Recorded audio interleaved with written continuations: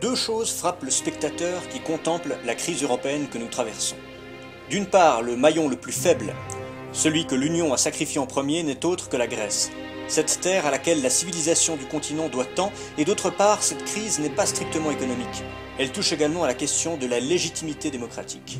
Athènes, sacrifiée aujourd'hui par les technocrates européistes, fut pourtant, il y a bien longtemps, le modèle le plus illustre de la démocratie directe.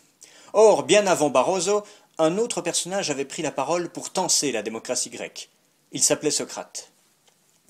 Aristote aimait à dire qu'il était favorable à l'égalité pour autant qu'elle s'exerce entre les égaux. Comme nous le rapporte Georges Sorel, Aristote a soutenu avec force le principe de l'égalité, mais sous cette réserve que cette relation est bornée à des personnes susceptibles d'être égalisées. Derrière l'apparence de la lapalissade, on trouve le principe qui est au fondement de la démocratie athénienne antique. L'isonomia, l'égalité devant la loi, est rigoureusement respectée dans le cadre strict des citoyens, reconnus de jure comme égaux entre eux, et constituant un corps d'où sont exclus les femmes, les métèques et les esclaves. C'est seulement une fois ce cadre posé qu'il est possible d'examiner les institutions de la cité et d'apprécier à quel point elles ont pu dépasser, en matière de souveraineté populaire, toutes les expériences politiques qui ont suivi au cours des siècles.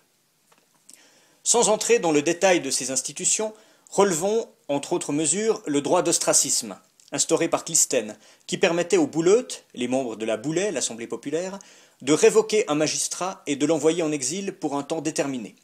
Plutarque jugera sévèrement cette institution et écrira dans la vie de Thémistocle « L'ostracisme n'était pas un châtiment, mais une satisfaction, un soulagement accordé à l'envie, lequel prend plaisir à voir humilier les hommes éminents, et exhale sa haine en leur infligeant pareille indignité. » Ce droit de révocabilité réapparut bien plus tard dans les débats de la Révolution française, un député de la Haute-Garonne ayant proposé à la Convention un projet de constitution incluant l'ostracisme. La désignation des magistrats par tirage au sort, au sujet de laquelle on parle parfois de clérocratie, est aussi une mesure exotique au regard de nos démocraties modernes.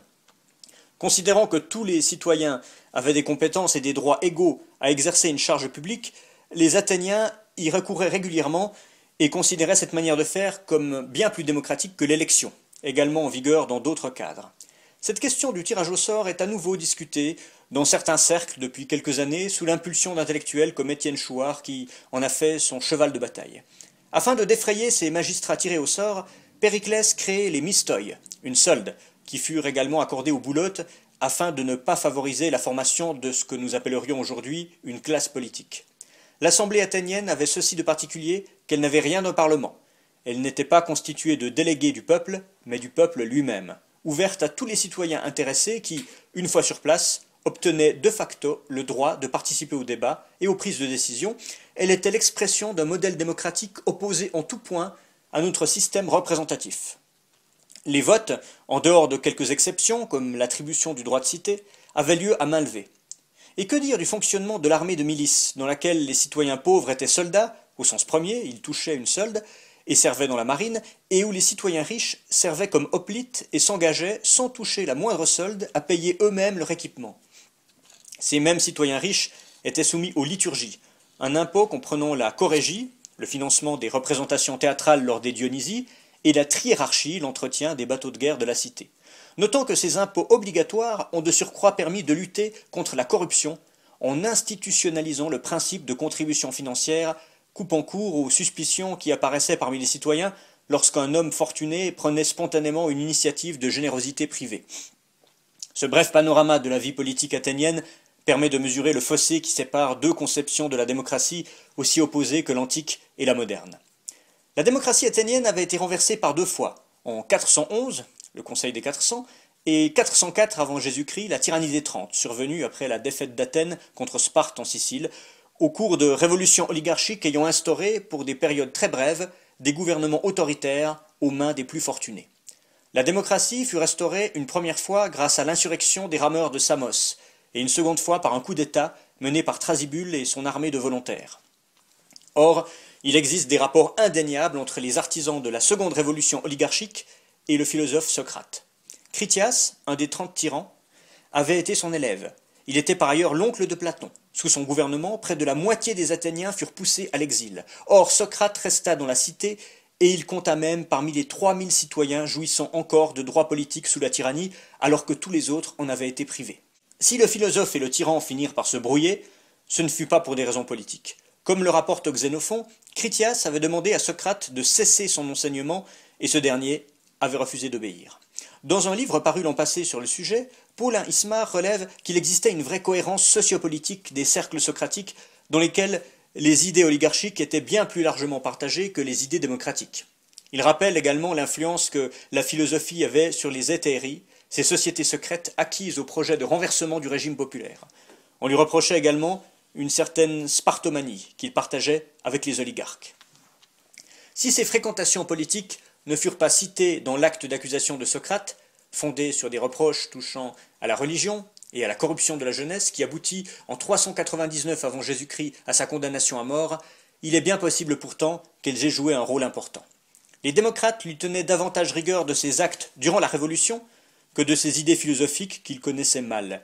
Ismar va même jusqu'à penser que l'accusation d'impiété rédigée par le citoyen Mélétos était en partie une accusation de façade, destinée à masquer les raisons politiques de ce qu'il reprochait réellement à Socrate et qu'il ne pouvait formuler ouvertement, afin de ne pas violer le serment d'amnistie promulgué après la Restauration démocratique, violation qui aurait pu exposer l'accusateur à une lourde peine.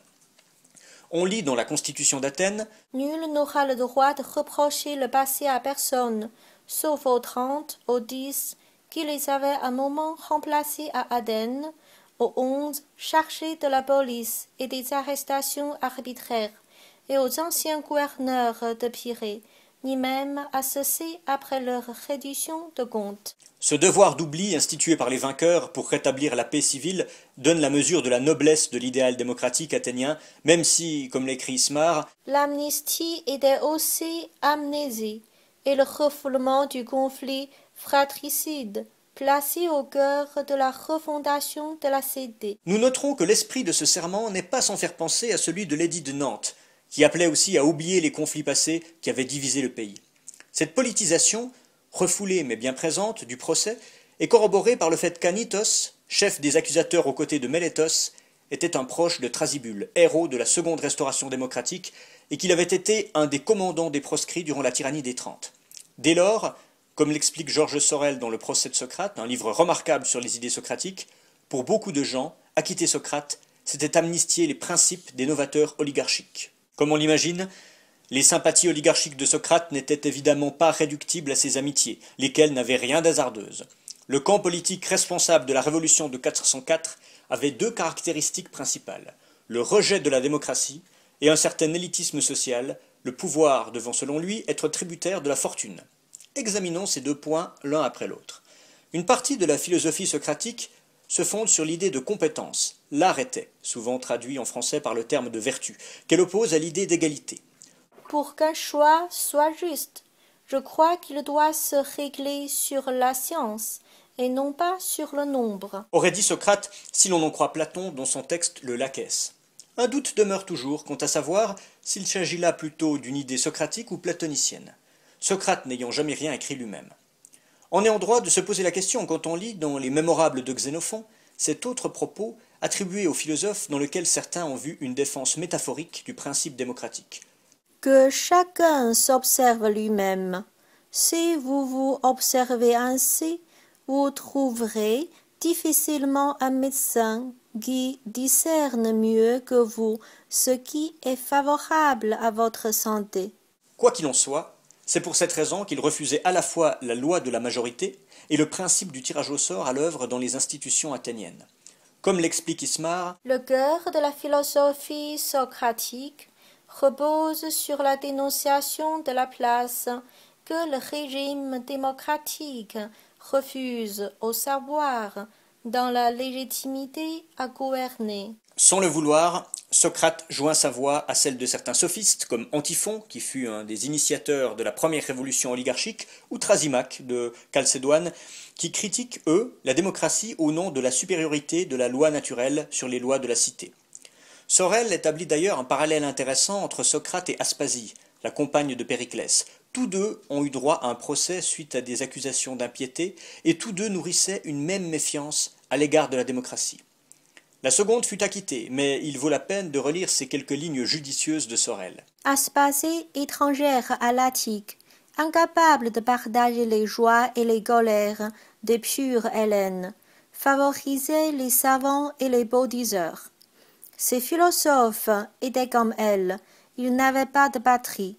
Bientôt ils déclareront que leur patrie est le monde.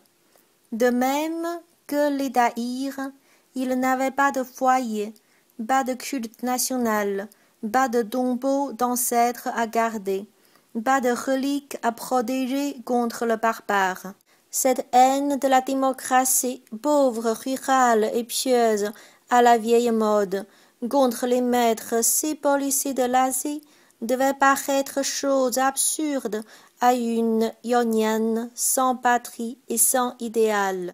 Contrairement à celui des oligarques, l'élitisme socratique reposait sur le savoir, et non sur la fortune. Toutefois, l'un n'empêchait certainement pas l'autre, et le philosophe que l'imagerie populaire présente souvent comme un sympathique vagabond, prônant la vie simple et interpellant les citoyens sur l'agora, était en vérité plus proche de ce que nous appellerions de nos jours un grand bourgeois. On sait par exemple qu'il servit dans l'armée athénienne comme hoplite. Cela signifie donc qu'il touchait un revenu important puisque, comme nous l'avons vu plus haut, seuls les plus riches pouvaient intégrer les contingents hoplitiques du fait de l'absence de soldes et du prix du matériel. Partiellement entretenu par ses disciples, dont certains étaient fort riches, il devait également sans doute tirer des rentes de terre dont il était le propriétaire. Aristophane, dont on connaît pourtant l'aversion pour Socrate, a présenté son cercle sous un jour proche de celui des cyniques, de la mesure où ses disciples pratiquaient le dénuement volontaire, mais cela ne signifie évidemment pas, bien loin de là, que Socrate lui-même ait été, dans son mode de vie, un précurseur de Diogène. Le même Aristophane imagine d'ailleurs, dans sa pièce Les Nuées, qui fut l'un des éléments déclencheurs du procès, un personnage nommé Philippides, qui quitte son père pour rejoindre une école philosophique particulièrement sectaire et qui incarne un représentant typique de la jeunesse dorée athénienne. Il aurait été inspiré par Alcibiade, un disciple de Socrate issu d'une grande famille. L'exécution du philosophe elle-même est un révélateur social. Tous les condamnés à mort n'avaient pas droit à la ciguë. Cette mort, plus douce que les autres, était la marque d'un privilège de classe. La postérité de Socrate, aussi contradictoire soit-elle, donne une idée éloquente de cet élitisme social et de cet antidémocratisme. Les tentatives au cours des siècles pour faire de Socrate, en dépit de son histoire, un défenseur de la démocratie, seront nombreuses. Mais il est difficile d'y voir autre chose que des essais maladroits de récupération idéologique. Depuis l'époque des Lumières, notamment, le problème se pose chez les progressistes.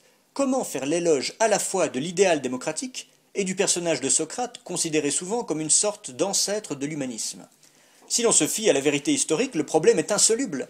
Ismar résume bien le paradoxe. Si nous héroïsons Socrate, nous refusons le plus souvent d'imputer la responsabilité de sa mort à un régime dont nous prétendons être, à tort ou à raison, les héritiers. Voltaire fut un des premiers à tenter cette conciliation difficile, le prix de cette réhabilitation de la démocratie passant chez lui par une mutation significative. La démocratie athénienne qu'il célèbre n'a plus grand-chose à voir avec le gouvernement populaire et le suffrage direct.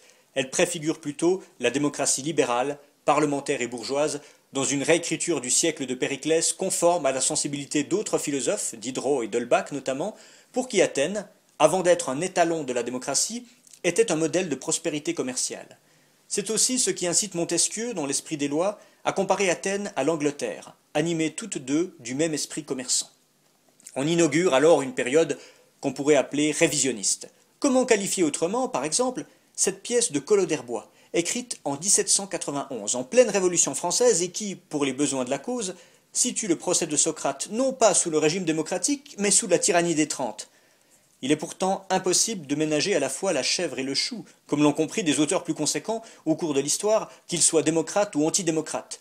Depuis Nicolas Fréret, qui en 1738 réhabilite la démocratie athénienne et justifie la condamnation de Socrate, à Alain Badiou, qui se réfère à Socrate dans sa lecture platonicienne pour condamner la démocratie contemporaine, en passant par le très libéral von Hayek, qui croit voir dans le procès de Socrate la preuve que les régimes autoritaires garantissent mieux les libertés individuelles que les régimes démocratiques.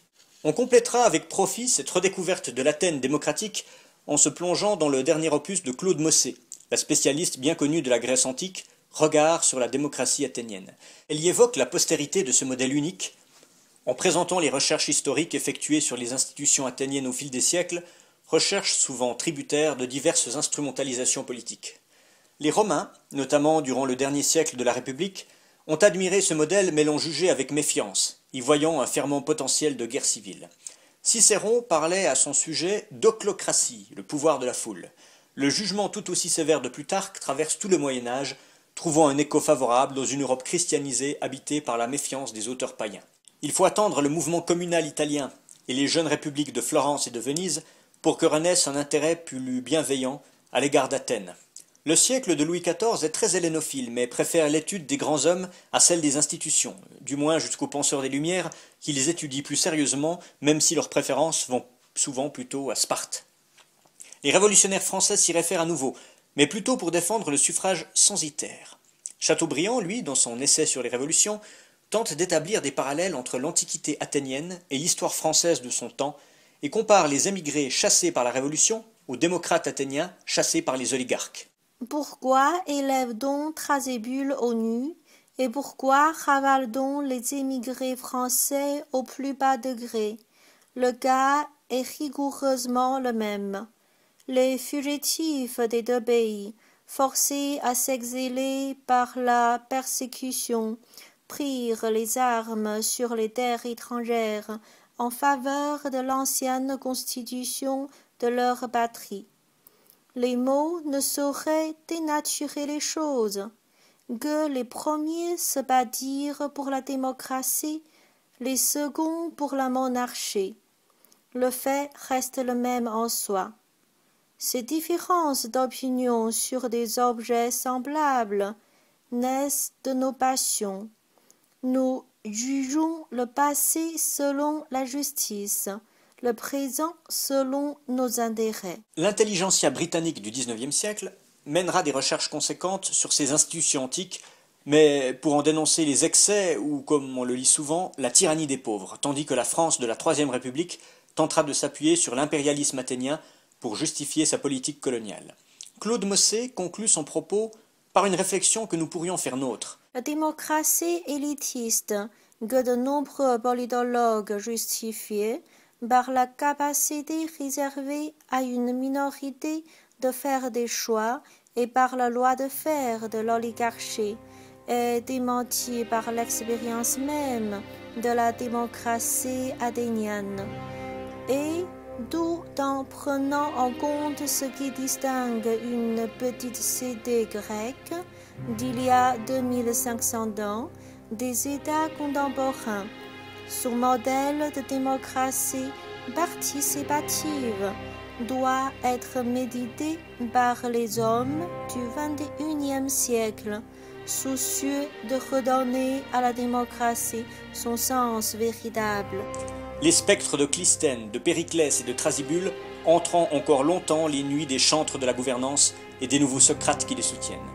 Espérons que la révolution oligarchique que nous vivons finira par céder sa place, elle aussi, à une restauration démocratique.